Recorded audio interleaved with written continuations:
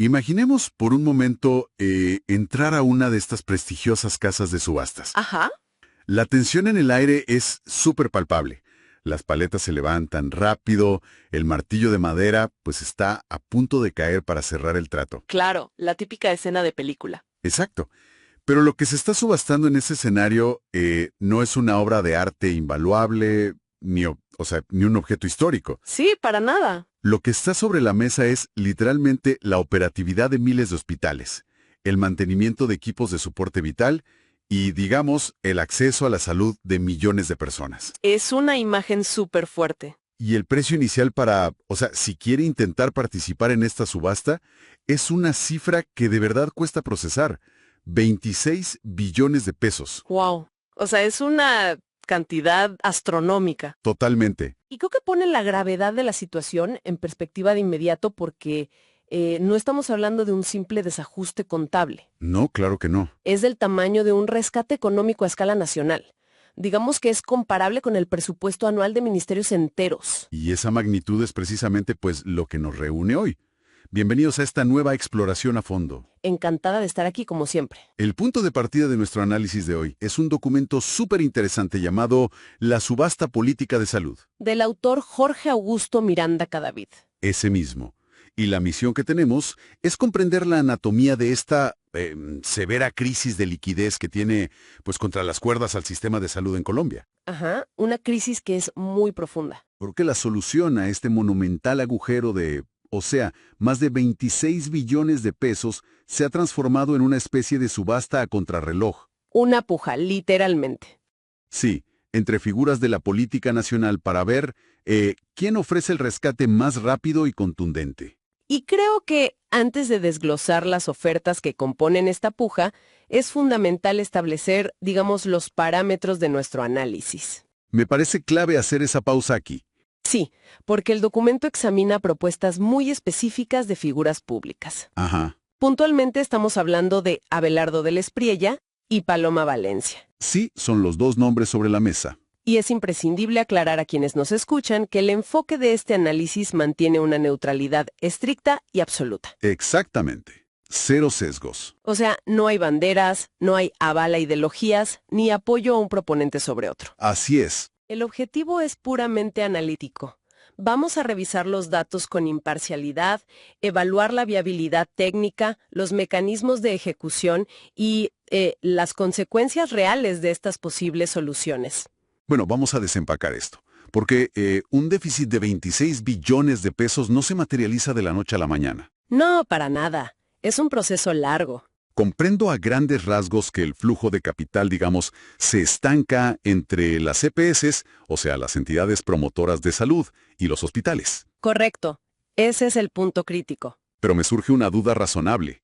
Si el modelo se basa en que los ciudadanos y los empleadores pagan sus aportes religiosamente mes a mes y el Estado inyecta su parte, ¿dónde se evapora físicamente esa plata? Es que esa es la pregunta central. ¿Por qué se rompe la cadena si los fondos en teoría existen? Pues a ver, el dinero no se evapora mágicamente.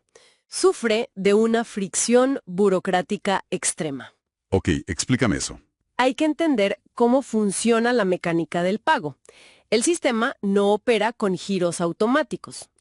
No es inmediato. O sea, no es como pasar una tarjeta y ya. Exacto. Cuando una persona acude a una clínica y recibe un tratamiento, ese hospital genera una factura. Hasta ahí todo lógico. Pero la EPS, que actúa como administradora y pagadora, no gira el cheque al día siguiente. Entonces, ¿qué pasa? Entra en juego un proceso que se conoce como auditoría de cuentas médicas. Ah, claro, las famosas auditorias. Sí, ahí se revisa minuciosamente cada detalle.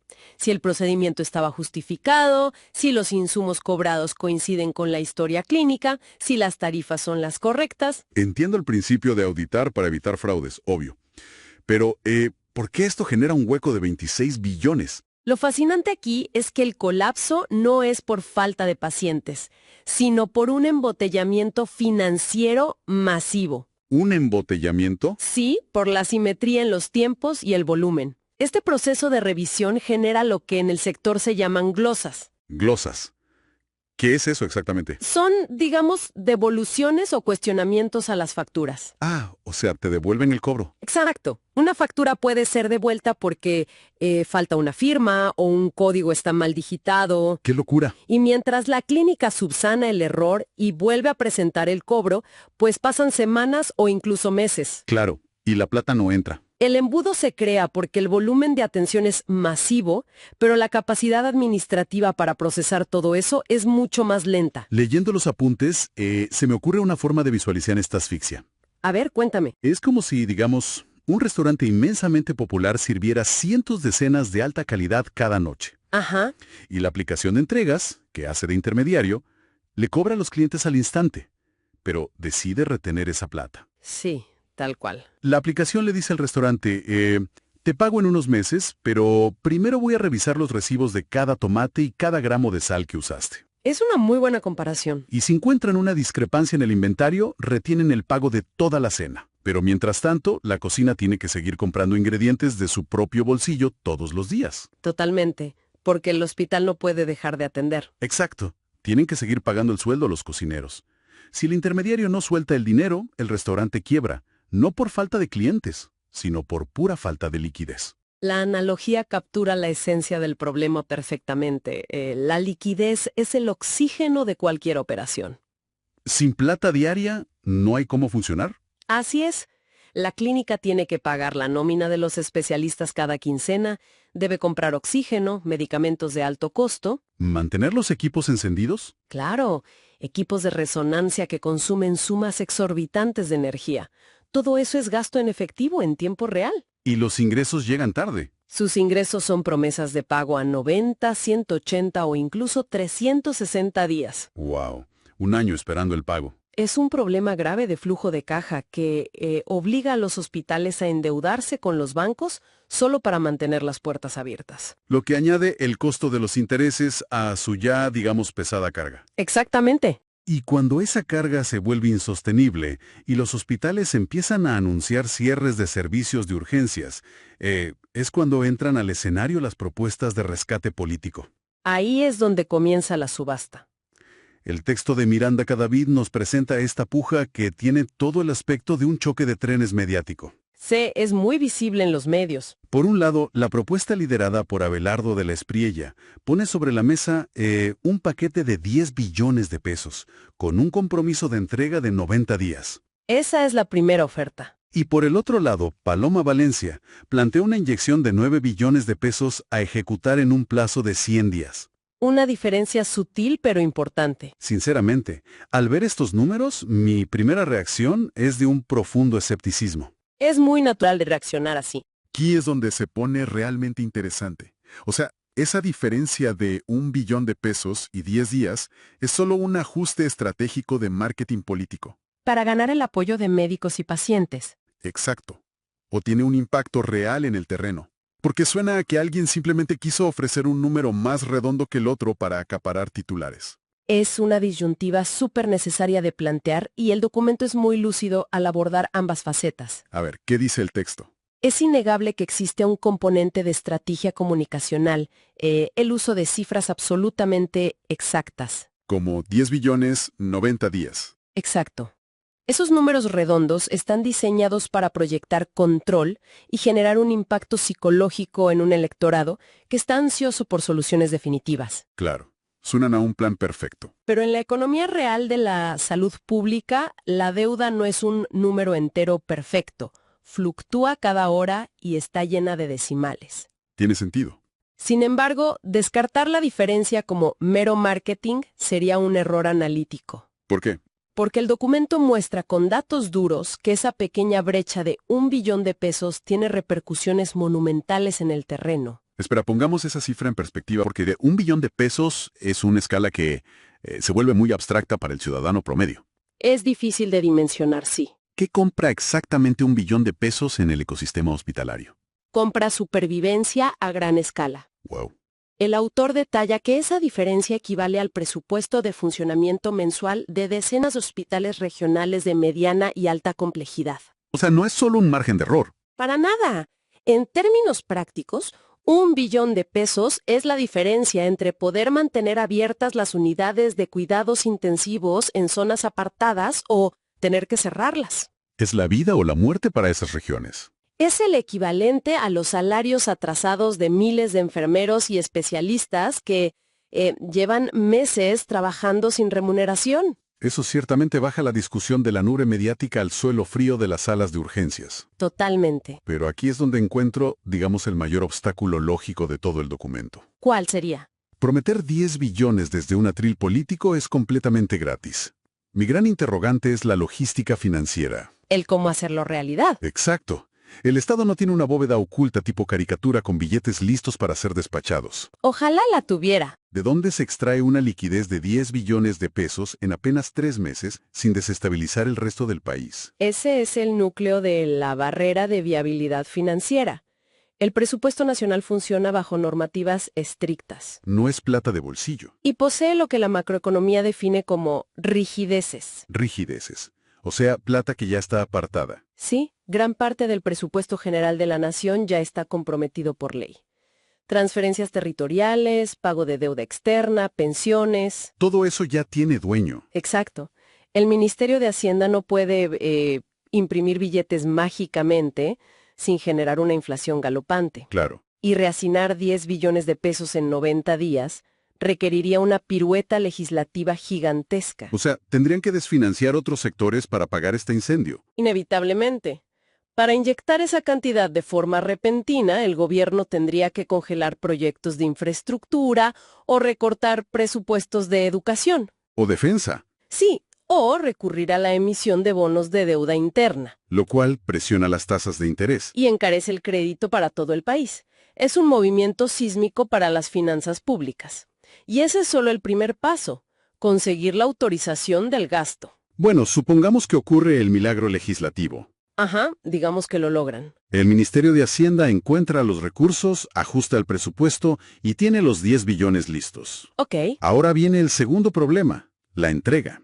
La imagen que se me viene a la mente es la de intentar pasar todo el agua de una manguera de bomberos a máxima presión a través de un pitillo. Es una imagen perfecta para esto. Es que el volumen de plata es gigantesco. La promesa exige hacerlo en 90 días, pero, digamos, la tubería administrativa del Estado está diseñada para procesar pagos a un ritmo mucho más lento. Esa imagen ilustra exactamente el cuello de botella operativo. Como mencionamos al principio, los recursos públicos exigen auditoría. No pueden saltarse la revisión. No se puede girar un cheque en blanco a un hospital. El Estado tiene la obligación legal de verificar que cada peso se destine a un servicio médico efectivamente prestado. Claro, las facturas que hablábamos. Auditar 10 billones de pesos en facturas atrasadas requeriría revisar literalmente millones de folios clínicos, ¡Qué locura de papeleo! contrastar tarifas y validar identidades de pacientes. Hacer esto con el rigor necesario en 90 o 100 días es humanamente imposible con la infraestructura actual. Y eso nos lleva a un escenario donde los que toman las decisiones quedan atrapados en un callejón sin salida. Exacto. Esto plantea una pregunta importante. A ver. ¿Qué pasa si aceleramos el pago sin revisar? Claro.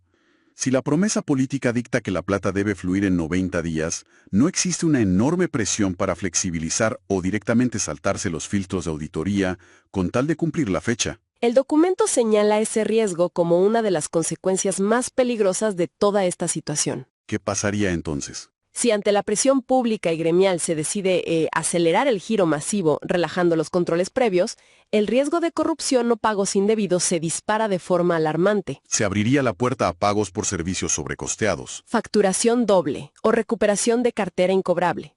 Básicamente se estaría inyectando capital a ciegas. Es decir, la cura podría resultar más destructiva que la enfermedad al permitir una fuga masiva de recursos públicos. Totalmente. Pero, por el otro lado, si son responsables y mantienen la lupa de la auditoría sobre cada factura, el plazo de los 90 días se vuelve una ficción. Completamente. Si el rigor se mantiene, es logísticamente inviable cumplir los plazos estipulados en cualquiera de las propuestas. Imposible. Y si el gobierno falla en las fechas prometidas, después de haber generado tanta expectativa, el impacto sobre la poca confianza que queda en el sistema sería devastador. Simplemente colapsaría. Sí, los proveedores dejarían de despachar insumos y los médicos perderían la última esperanza de recuperar sus ingresos. Precipitando el colapso operativo que justamente se quería evitar en primer lugar. Exacto. Es un ciclo peligroso. Es un análisis fascinante, porque desarma por completo la simplicidad del discurso político. Nos muestra la complejidad real. Pero, a ver, llevemos esto un paso más allá, hacia la sostenibilidad a largo plazo. Me parece bien. Asumamos que alineen los planetas. Ojalá. Consiguen la plata sin quebrar al país, auditan las cuentas mediante, no sé, algún sistema de inteligencia artificial milagroso y logran entregar los 10 billones en el día 90. El escenario ideal. Las clínicas reciben el oxígeno, pagan sus deudas y compran insumos. Ya está, se resolvió la crisis del sistema de salud de forma definitiva. Esa es la gran pregunta. Porque el autor insiste en que el sistema gasta más de lo que recauda por su misma estructura. Y tiene toda la razón. Me parece que inyectar este capital sin cambiar el modelo operativo es como tratar una enfermedad autoinmune severa a puros analgésicos. La edad de fondo sigue intacta, atacando el cuerpo desde adentro. El símil médico es muy preciso. De hecho, el texto de Miranda Cadavid utiliza una metáfora, digamos, igualmente cruda. ¿Qué dice él? Afirma que ambas propuestas funcionan como un salvavidas lanzado a una persona que se está ahogando, pero ninguna le enseña a nadar al sistema. Brillante analogía literal. Y aquí se destila la tesis principal del autor. Ninguna propuesta resuelve el problema de fondo. La cruda realidad matemática es que la raíz de la crisis sigue intacta. O sea, las matemáticas no cuadran. No cuadran. El cálculo de la unidad de pago por capitación, que es el dinero que el Estado asigna por cada afiliado para cubrir su salud en un año. La famosa UPC. Exacto. La UPC es sistemáticamente insuficiente frente al costo real de los tratamientos modernos, la nueva tecnología médica y la frecuencia de uso de los servicios. Claro, si la prima del seguro es menor a lo que cuestan los siniestros de forma constante, la quiebra es una certeza matemática, no una posibilidad. Es inevitable. Pero es vital no perder de vista el lado humano en medio de todas estas cifras. Muy importante, sí. Entonces, ¿qué significa todo esto para la calidad de la atención de los pacientes? ¿Qué impacto real tendría esta inyección temporal en alguien que está esperando una cirugía oncológica, por ejemplo? Es imperativo reconocer el valor del alivio inmediato. A corto plazo, esta inyección económica sí mejoraría las cosas. Evitaría lo peor. Evitaría una tragedia humanitaria. Al saldar la deuda atrasada, se reactivaría la cadena de suministro. Claro, los laboratorios volverían a entregar medicamentos. Se evitarían paros laborales de especialistas y se abrirían agendas médicas para cirugías que llevan meses pospuestas. Los equipos recibirían mantenimiento. Sí, para un paciente con una enfermedad crónica, este rescate significa literalmente continuar su tratamiento y preservar su vida, al menos en el corto plazo. Básicamente, el analgésico funciona. Frena la hemorragia de manera efectiva en el presente y evita la quiebra inminente. Así es, pero si se conecta este alivio con el panorama general sin implementar una reforma profunda, el pronóstico se oscurece rápidamente. Vuelve a aparecer la enfermedad. Exacto. Si no se reforma el modelo de auditoría, el cobro y la gestión del riesgo financiero, todo ese dinero simplemente volverá a perderse en la burocracia. Y la deuda reaparecerá. Sí, la deuda se esfumará de los libros por unos meses, solo para comenzar a acumularse con la misma agresividad al día siguiente. Bueno, para ir recapitulando, esta inmersión en la liquidez del sistema. A ver, resumiendo. Es evidente que las propuestas políticas de rescate que se han puesto sobre la mesa son curitas de miles de millones de pesos. Curitas muy caras. Son curitas gigantescas y absolutamente imprescindibles en el escenario actual para atender la emergencia, ¿no? Sí, para mantener los monitores de signos vitales encendidos. Y evitar que la infraestructura hospitalaria cierre mañana por la mañana. Totalmente necesarias para el hoy. Sin embargo, desde una perspectiva técnica, resultan catastróficamente insuficientes para garantizar la estabilidad estructural del sistema mañana. Y este análisis técnico creo que invita a una reflexión final súper profunda. Adelante. Una consideración que va más allá del debate de los 9 o 10 billones. Ajá. A lo largo del documento queda claro que el sistema gasta más de lo que recauda y que el presupuesto está rígido, al límite. Sí, eso ya lo establecimos. Pero hay un factor externo que complica esta ecuación de manera irreversible, y es la transición demográfica. Ah, El envejecimiento. Exacto. La población está envejeciendo rápidamente y la carga de enfermedades crónicas de alto costo, como la diabetes, el cáncer, afecciones cardiovasculares, Todo eso está aumentando. está aumentando de forma exponencial. Lo que significa que el costo real de mantener el sistema operando será, digamos, sustancialmente mayor en 5 o 10 años. Exactamente. Y esto plantea un escenario provocado para la reflexión. A ver, cuéntanos. Si el país raspa el fondo de la olla y sacrifica a otros sectores para inyectar estos 10 billones en un plazo de 3 meses, Ajá. y el agujero estructural no se tapa, ¿qué ocurrirá cuando la deuda vuelva a acumularse inevitablemente el próximo año? Es una excelente pregunta. Si ya se agotaron los recursos de emergencia en este salvavidas temporal, ¿está el sistema dirigiéndose directamente hacia un segundo colapso donde ya no habrá de dónde sacar otro rescate de 10 billanes? Wow. Dejamos ese interrogante sobre la mesa para masticarla y para la reflexión continua respecto al futuro del sistema de salud. Es para pensarlo muy bien.